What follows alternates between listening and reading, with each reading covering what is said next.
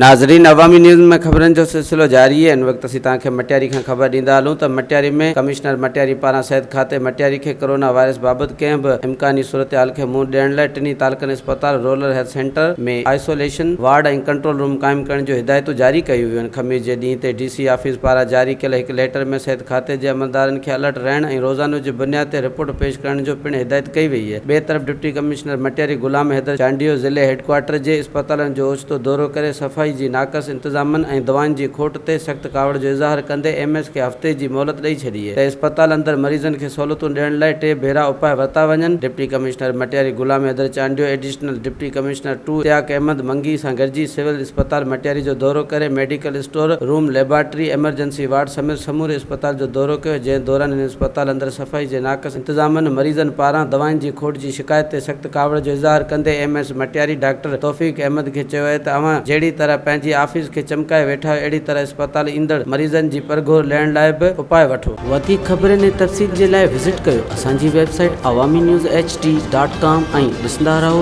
Awami news